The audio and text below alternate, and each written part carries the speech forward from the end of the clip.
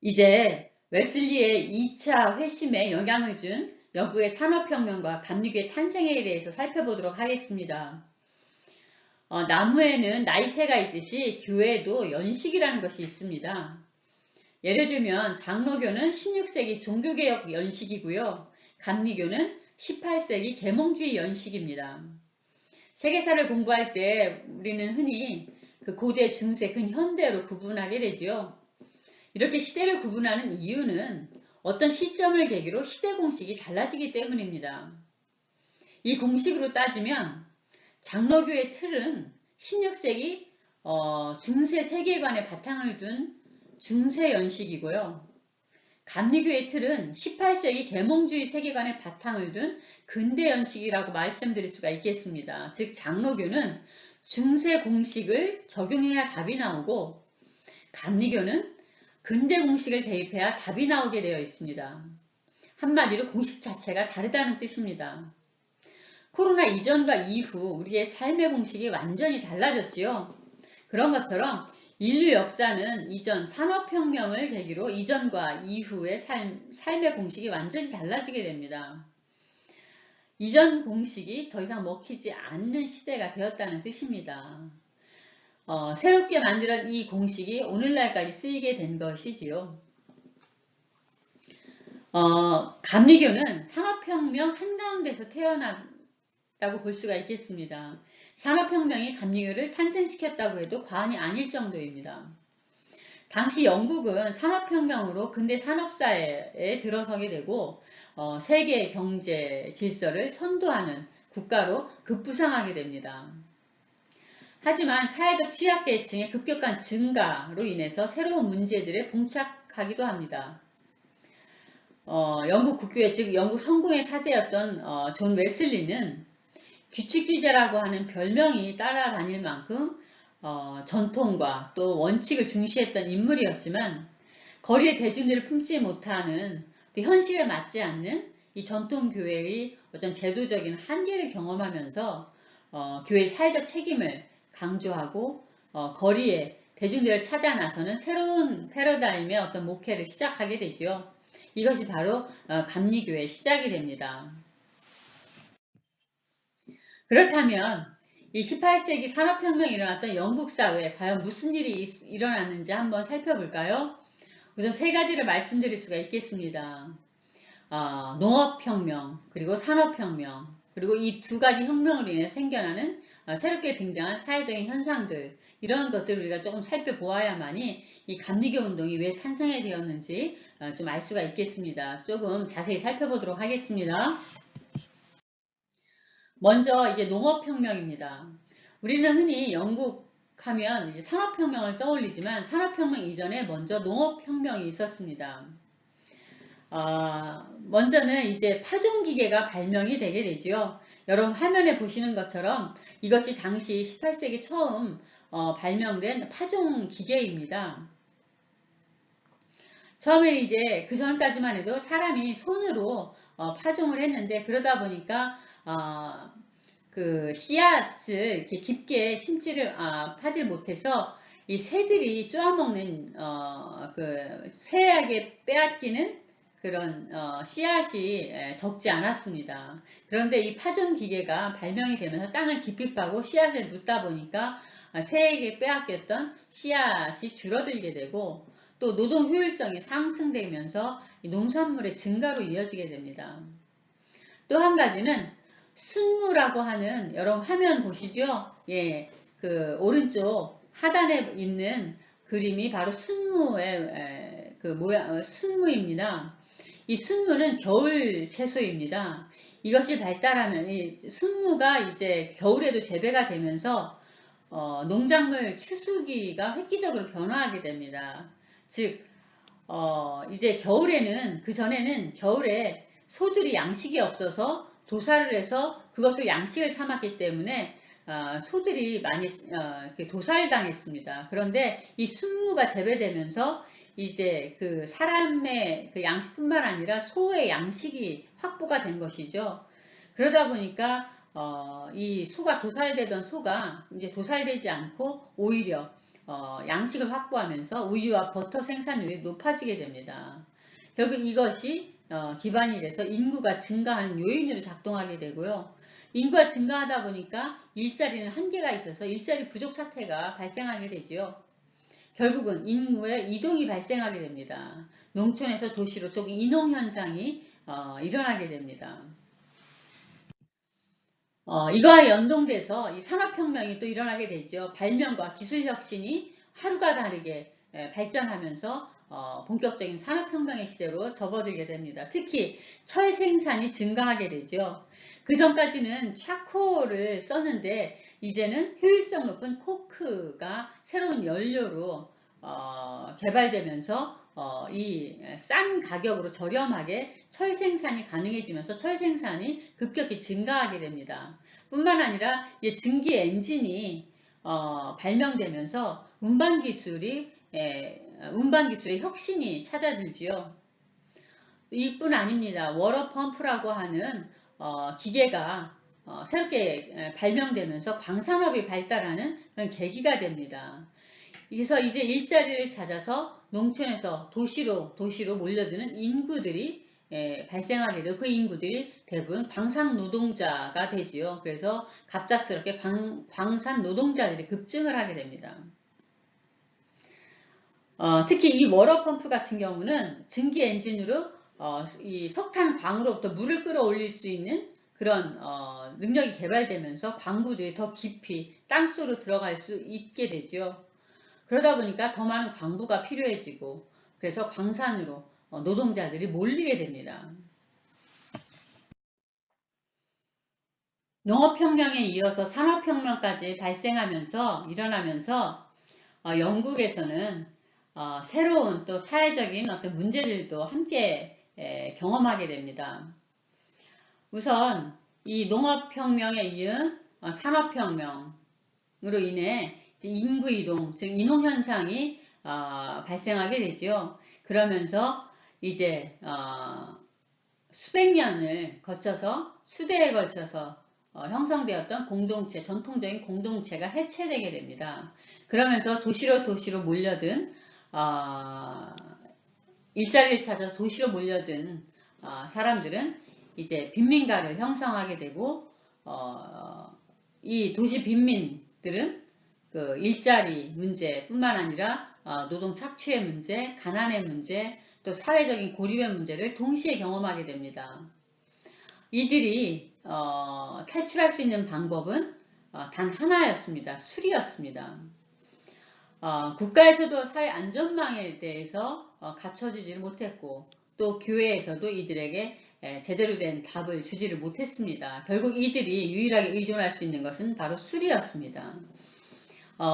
우리나라에도 막걸리, 소주 이런 것들이 있지 않습니까? 그런 것을 영국에서 서민들이 주로 마실 수 있는 술이 바로 진이라는 그 술이랍니다. 진토닉 이런 거 아마 들어보셨죠?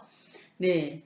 하루 인간이 할 수 없는 과잉 노동을 한 이후 그 고통 때문에 결국은 이제 술로 그 고통을 잊기도 하고 그 번민을 잊으려고 술에 의존하게 되는데 이것은 남성뿐만 아니라 여성들도 마찬가지였습니다. 여러분 화면에 보시는 그 그림 보이시나요? 예, 술에 취한 여성이 아이도 케어하지 못해서 아이가 막 떨어지는 그런 모습 보이시죠? 네, 이 술은 또 술로 끝나지 않지요. 네, 가정폭력을 일으키는 주범이 됩니다. 그래서 이 술로 인해서 여러 가지 폐해들이 등장을 하게 되죠. 근본 문제는 이 노동의 과도한 노동, 또 일자리 문제, 이런 자본주의가 가져온 여러 가지 어떤 어두운 그늘들이 이 연구 안에서 새로운 사회 문제로 등장하게 된 부분이 있습니다. 또 한 가지는 바로 이것과 연관되어져서 전통적 교구 시스템이 붕괴된 측면이 새로운 과제로 떠오르게 됩니다. 영국 국교회, 영국 성공회는 교구 시스템, 교구제 시스템을 갖추고 있었는데, 즉 자신이 속한 교구에만 나가서 예배를 드릴 수가 있습니다. 그런데 앞서 말씀드린 것처럼 인홍현상으로 인해서 일자리를 찾아서 지방에서 시골에서 도시로 몰려들었다고 말씀을 드렸습니다. 그러다 보니까 이제 고향을 왔는데 주일이 되었다고 해서 예배를 드리러 다시 본 고향으로 돌아가기가 어렵게 된 것이지요. 그래서 결국은 이 노동자들이 교회에 설 공간이 없어지게 됩니다. 현실적으로 교회에 예배에 참여할 수 없는 현실에 부닥치게 된 것이죠. 더군다나 이 산업혁명으로 인해서 도시는 점점 화려해지고 또 돈은 자본이 자본을 낳고 가난한 사람은 더욱 가난해지는 그런 시스템이 또 자본주의 한계이기도 합니다.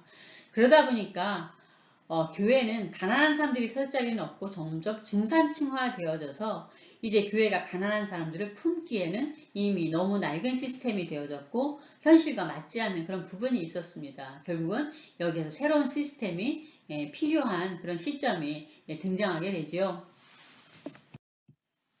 결국 감리교 운동이 새로운 길을 내게 됩니다.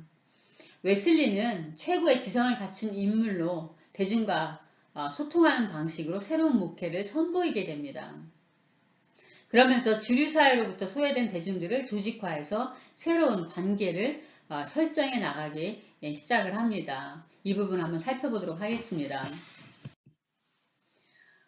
우선 이렇게 시작된 감리교 운동의 특징을 살펴보면 크게 세 가지로 구분해 볼 수가 있겠습니다. 먼저 전통 공동체가 해체되었다고 말씀을 드렸죠. 그래서 이제는 새로운 형태의 사회적 관계망, 소셜 네트워킹, 이제 오늘날 표현으로 이런 것들을 구축하게 됩니다. 웨슬리가 어릴 때부터 실현하고자 했던 이 초기 기독교 공동체, 즉 초대교회가 롤 모델이 됩니다. 두 번째는 수평적 열린 리더십을 시도합니다. 즉 민주적인 열린 리더십이 정착하게 되는 것이 바로 이 감리교 운동을 통해서 이루어지게 되죠. 세 번째가 바로 민중과 소통하고 공감하는 언어를 이제 감리교 운동에서 아주 집중해서 쓰기 시작을 하면서 언어가 달라지기 시작을 합니다. 이 부분 좀 자세히 살펴보도록 하겠습니다. 우선 먼저 사회적 관계망 구축입니다. 소셜 네트워킹 18세기에 전통과는 전통 공동체 해체되면서 새롭게 떠오른 필요지요. 교회 밖에서 이제 웨슬리가 설교를 시작했다고 앞서 말씀을 드렸는데 교회 밖, 즉 오부의 설교를 한 것은 웨슬리만은 아니었습니다. 오히려 그 절친이었던 조지 위필드가 오부의 설교의 원조라고 말씀을 드릴 수가 있겠습니다. 조지 위필드는 언변이 상당히 뛰어난 인물이었습니다. 그래서 대중설교가로 인기를 누렸습니다. 결국 미국으로 진출하면서 스타덤에 오르기까지 하는데요. 마치 구경거리가 별로 없는 시골에 서커스 공연이 열리면 온 마을 사람들이 밀려들듯이 조지 위필드가 옥외 집회를 하며 수천 명의 사람들이 삽시간에 모여들고 뜨거운 감동을 경험하게 되었습니다. 물론 여기에는 신앙적인 동기가 우선이라겠지만 단지 그것만 있었던 것은 아닙니다. 어찌됐든 수천의 사람들이 한순간에 몰려서 조지 위필드의 설교를 듣고 위로를 받고 감동을 받고 눈물을 흘리기 시작을 합니다. 문제는 아무리 뜨거운 은혜를 처음 한다고 해도 그때뿐이고 흩어지면 그만이라는 것이죠. 즉 지속적인 신앙교육이 문제가 됩니다. 반면에 웨슬리는 언변이 뛰어나지를 못했습니다. 대신 조직력이 뛰어났던 인물입니다. 그래서 조지 위필드처럼 일회용 집회로 끝내지 않고 대중들을 소그룹 관계망으로 조직을 하게 됩니다. 그리고는 지속적인 신앙교육을 통해서 이들이 좀 더 성숙한 신앙으로 발전해 갈 수 있도록 가이드라인을 세우고 중간 지도자들 양성해서 지도하게 합니다. 한마디로 멘토링 교육을 선보이게 되는 것이죠.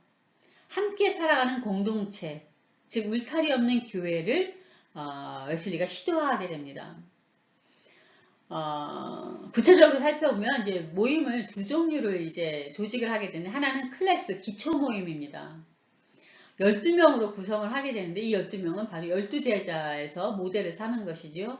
이것은 결국은 생활신앙인을 양성하는 데 목적이 있었습니다. 즉 지속적인 훈련과 실천을 통해서 개인적인 어떤 성찰, 각성을 이루게 하고 또 이것이 도덕적 노력을 통해서 삶의 변화로 이어지게 만들지요. 뿐만 아니라 사회적인 참여로 사람을 사회화시키게 됩니다. 이것이 바로 선교적인 열정으로 이어지게 되는데 우리는 교회가 없는 곳에 교회를 세우는 것을 선교로 이해하지 않습니까? 그런데 웨슬리 시대는 좀 달랐습니다. 사회 참여가 곧 선교로 이해를 하게 됩니다. 예를 들면 이 클래스 모임, 오늘날 속회의 원조가 된 것인데 이렇게 클래스로 기초 모임을 할 때마다 1페니 모으기 운동을 하게 됩니다. 1페니 운동, 작은 돈이지만 노동자들의 경제적인 자립 기반을 위해서 이 협동조합을 만들어서 노동운동을 시작하는데 1페니 운동이 아주 기초가 되게 됩니다. 또 두 번째, 이 밴드라고 하는 심화 모임을 만들게 됩니다. 이것은 이 클래스보다 한 단계 높은 단계죠. 한 4, 5명 정도 구성이 되어져서 이 모임에서는 내면 문제까지 공유를 하게 됩니다. 즉 삶의 깊은 고민까지 공유하는 그런 모임이 됩니다. 이것이 결국은 이제 평신도 리더십을 양성하는 하나의 그 단계로 작동을 하게 됩니다. 준비되지 않은 사람에게 칼을 쥐어주면 사람을 살리는 것이 아니라 사람을 죽이게 되지요. 그래서 우리는 이것을 선무당이 사람 잡는다 이렇게 표현합니다. 준비 과정이 철저해야만이 생명을 살릴 수 있는 생명을 살릴 수가 있지요. 그런 것처럼 이 멘토링 교육도 마찬가지입니다. 한번 뜨겁게 은혜 받는다고 해서 신앙이 성숙하지 않습니다. 이것을 간파한 웨슬리가 이 대중집회를 끝으로 그냥 흩어지는 교회가 아니라 이제 울타리 없는 교회, 즉 이런 작은 모임들, 소셜 네트워킹을 통해서 새로운 공동체 회복운동에 나서게 되는 겁니다. 이것이 감리교의 가장 중요한 특징이 됩니다. 목적은 단순하지요. 기독교는 예수께서 주신 2가지 계명을 받들고자 태어난 종교입니다. 제1계명은 하나님께 충실할 것, 제2계명은 사람에게 성실할 것. 단순히 말씀을 드리면 선한 이웃이 되는 것이 제2계명이고 제1계명은 제2계명을 통해서 성취합니다. 성취되게 됩니다. 이것이 바로 기독교의 핵심입니다. 이를 부인할 사람은 누가 있겠습니까? 예수님이 새 계명으로 직접 주신 것 아닙니까? 그 나머지는 주석에 불과한 것이지요. 이것이 웨슬리가 가르친 기독교의 핵심이었습니다. 두 번째 감리교의 특징은 수평적, 즉 민주적인 열린 리더십입니다. 웨슬리는 틀을 중시한 인물로 영국 국교회, 영국 선교회의 성공의 전통을 끝까지 존중하고자 했던 인물입니다. 그렇지만 결국 마음을 열고 시대의 변화를 수용하는 선택을 하게 됩니다. 새로운 변화를 수용할 때마다 어머니 수산나 웨슬리의 조언이 영향을 주게 됩니다. 예를 들면 크게 2가지를 예를 들 수가 있는데 하나는 평신도 설교가를 허용한 사건입니다. 1741년 토마스 맥스필드라고 하는 인물이 이제 처음 웨슬리가 세운 이제 평신도 설교가인데 당시의 설교는 당연히 사제만이 할 수 있는 권한이었습니다. 평신도가 설교한다는 것은 상상할 수 없었지요. 그런데 이 수산나 웨슬리가 고민하고 망설이고 있는 존 웨슬리에게 직접 들어보라는 조언을 하게 됩니다. 그러면서 뭐라고 어머니가 조언을 했냐면 여러분 화면으로 확인하실 수 있습니다. 당신과 함께 일하는 청년들을 존중하세요.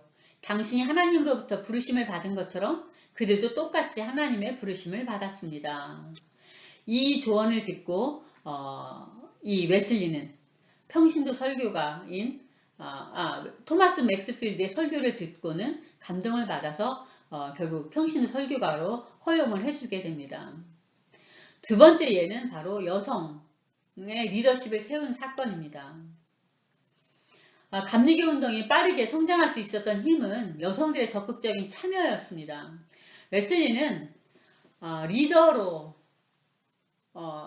교회에서조차 여성들의 발언이 허용되지 않았던 사회적인 규율을 깨고 여성들을 리더로 세우고 설교 권한을 허용하게 됩니다. 소그룹 리더로, 또 순회 설교가로, 또 후원자로, 자원봉사자로, 환자나 재소자들 돌보는 신방자로 여성들의 리더십을 세우게 되죠. 하나님이 주신 소명에 따라 스스로 삶을 선택하도록 여성들에게 길을 열어주게 됩니다. 이로 인해서 여성들은 타인에 대한 케어링을 돌보는 것을 배우고 또 이를 통해서 스스로 힐링을 체험하게 되죠. 뿐만 아니라 그 체험을 통해서 스스로 딛고 일어서는 스탠딩의 차원까지 나아가게 됩니다. 그래서 웨슬리가 여성들에게 이렇게 권면하는 내용이 있습니다. 여러분 모두는 여러분이 지닌 능력 안에서 자연의 하나님께서 여러분에게 주신 권리를 주장하여야 합니다. 더 이상 그 지독한 속박에 굴복하지 마십시오.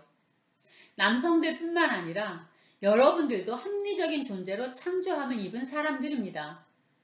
여러분들도 동등하게 영생을 얻을 수 있는 사람들입니다.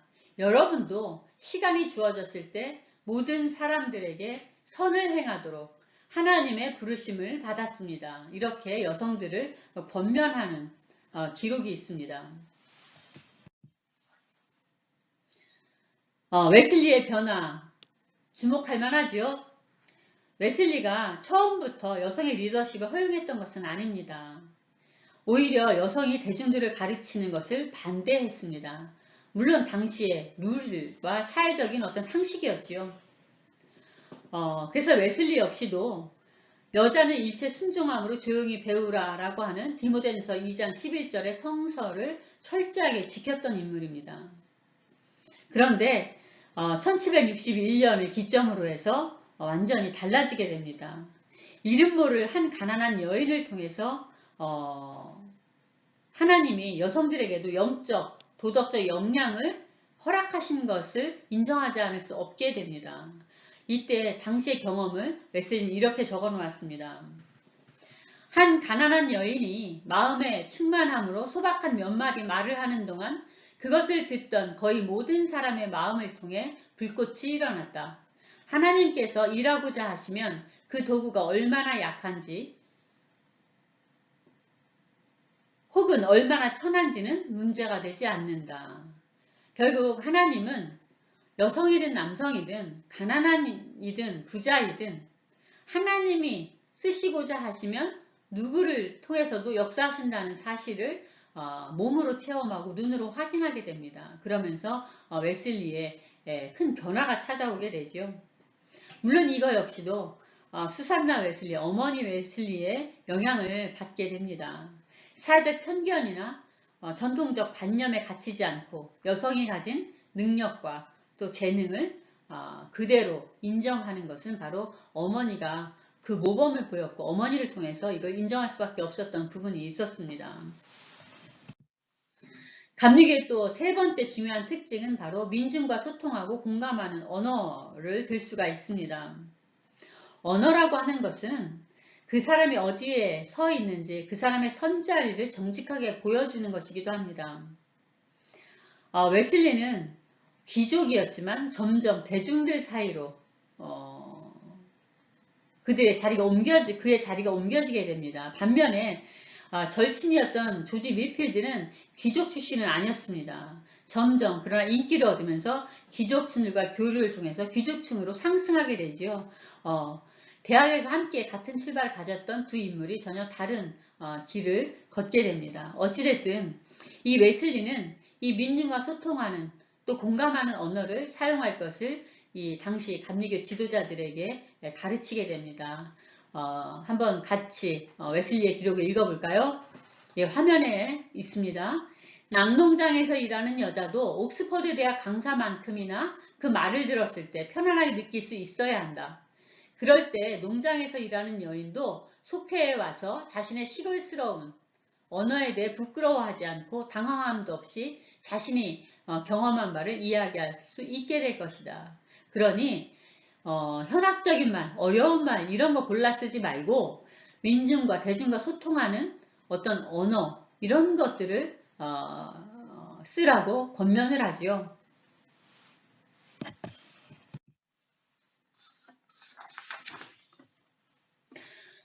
그러나 웨슬리는 이런 새로운 길을 걷게 되면서 아픔도 경험하게 됩니다. 즉 신학적 결별을 하게 되는데 이것은 어떤 개인의 결별 차원보다는 16세기 세계관, 16세기 신학적 세계관과의 결별이라고 이해하면 좋을 것 같습니다. 우선 첫 번째 결별 대상은 바로 모라비안 형제단이었습니다. 모라비안 형제단은 앞서서 제가 설명드렸듯이 1차 회심 체험에 결정적인 역할을 했던 경건 운동을 했던 사람들이지요. 이들의 경건은 웨슬리에게 아주 중요한 영향을 주게 됩니다. 그러나 얼마 지나지 않아서 웨슬리는 그 모라비안 형제단의 어떤 경건 운동의 한계를 보게 됩니다. 그 한계가 뭐였냐면 그들만의 리그에 머무르고 있었다는 것입니다. 뿐만 아니라 이 웨슬리는 모라비안 교도들, 모라비안 형제단이 믿고 있는 이 구원단에 있어서도 동의할 수가 없었습니다. 이 모라비안 형제단에 속한 사람들은 원터치 구원관, 즉 단 한 번의 구원이 이루어진다는 구원관을 갖고 있었습니다. 이랬을 때 웨슬리는 의문을 제기하지 않을 수가 없었습니다. 어떻게 인간이 단 한 번의 구원에 이를 수 있고 단 한 번의 완전한 성화에 이를 수 있겠는가? 자기 현실의 어떤 고민, 자기 어떤 경험을 통해서 도대체 이해할 수 없는 부분이었죠. 뿐만 아니라 죄사함으로 구원받으면 다시는 죄짓지 않는다라고 하는 그런 신념에도 동의할 수가 없었습니다. 결국 이러한 견해도 거부를 하게 됩니다.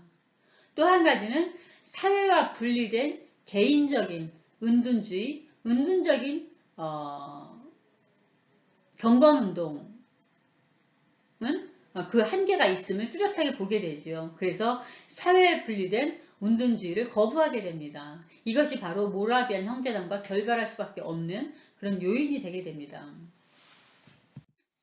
웨슬리가 신학적 결별을 했던 또 다른 그룹은 바로 칼빈 신학입니다.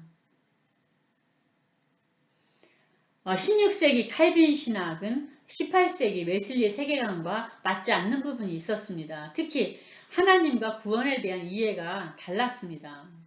칼빈의 예정론은 선택적 구원, 소위 말하면 선택적 구원이었습니다. 즉 하나님이 인간의 의지와 상관없이 구원받은 자와 구원받지 못할 자를 선택해 놓았다는 것이지요. 그리고 그것은 인간이 바꿀 수 없는 것입니다. 그런데 웨슬리는 거기에 동의할 수 없었습니다. 오히려 웨슬리는 보편적 구원을 강조합니다. 구원의 길은 하나님이 모두에게 열어주었다는 것이 이게 바로 선행 은총론입니다. 웨슬리는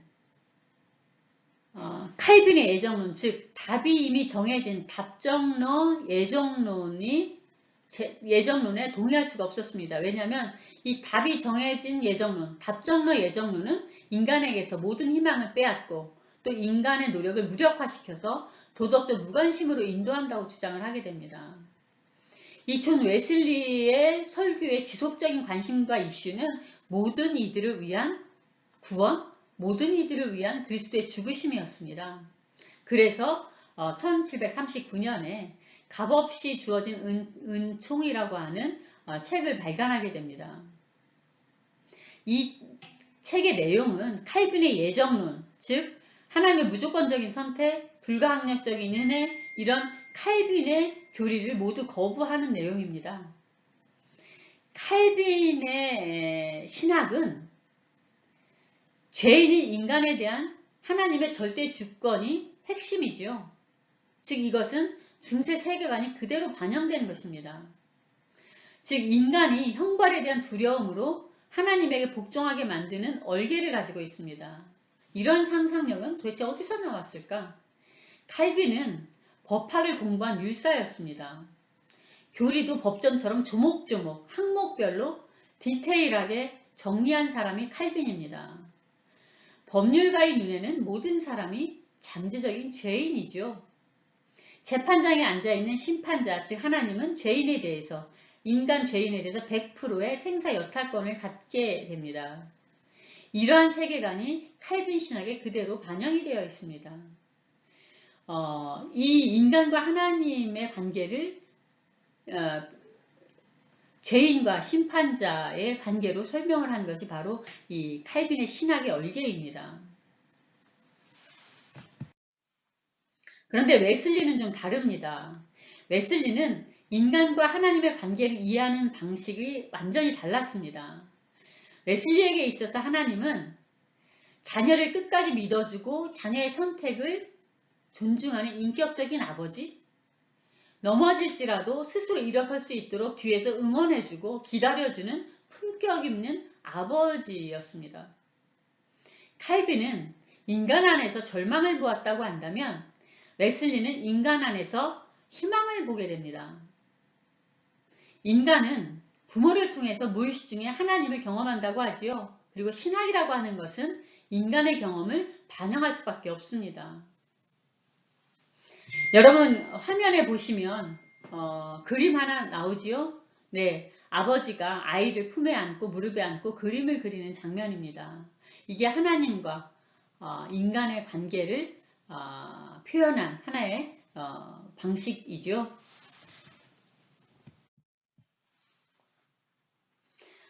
웨슬리와 칼빈은 그래서 구원관도 달랐습니다. 구원에 대한 이해가 달랐습니다. 여러분 그 그림을 보시면 좀 이해하시기가 좀 쉬우실 것입니다. 왼쪽 것이 바로 웨슬리의 구원관을 표현한 것입니다. 웨슬리는 앞서 말씀드린 것처럼 보편적 구원론을 이야기했습니다. 즉 구원은 모든 이에게 열려져 있다는 것이죠. 무엇으로 인해서? 하나님의 선의 은총으로 인해서 하나님이 먼저 선제적 은총을 베풀어서 모든 사람에게 구원의 길을 열어놓으셨다는 것입니다. 그런데 그 구원의 길을 가거나 가지 않거나는 인간의 자유의지에 달렸다는 것이죠. 그리고 그 선택에는 인간이 책임져야 된다는 그런 구원관이 깔려 있습니다. 뿐만 아니라 웨슬리는 계몽주의 이후의 인물입니다. 계몽주의 시대의 인물입니다. 이 진보 발전의 패러다임을 이해했던 인물입니다. 그래서 구원이라고 하는 것은 매일매일 완성해 가는 것이라고 이해를 했습니다. 왼편에 그림을 보시면 어린아이가 계단을 오르기 시작하는 그런 그림이 보이시죠? 이것이 바로 웨슬리의 구원관을 단적으로 보여주는 이미지입니다. 오른쪽은 칼빈의 구원관을 상징하는 것입니다. 칼빈은 선택적 구원, 즉 예정론, 인간이 태어나기 전에 하나님은 선택받을 자와 구원받을 자와 구원받지 못할 자를 결정해 놓으셨다는 것이죠. 인간은 그래서 그것에 대해서 그 어떤 것도 바꿀 수 없다라고 가르칩니다. 즉 하나님의 구원은 하나님 손 100%에 이미 정해진 것이죠. 그 화면에 보시는 그 부분이 바로 지하 감옥을 상징하는 것입니다. 쉽게 이해하시면 구약에 요셉이 갇혔던 지하 감옥 상상이 되십니까? 네, 인간이 이 지하 감옥에 갇혀 있는 것이죠. 인간이 나갈 수 있는 방법은 밖에서 주인이 심판자가 꺼내 주어야만 나갈 수 있는 것입니다. 인간의 노력은 0%입니다. 오로지 그를 구원해 주는 것은 바로 이 주인, 심판자의 100% 역량이지요.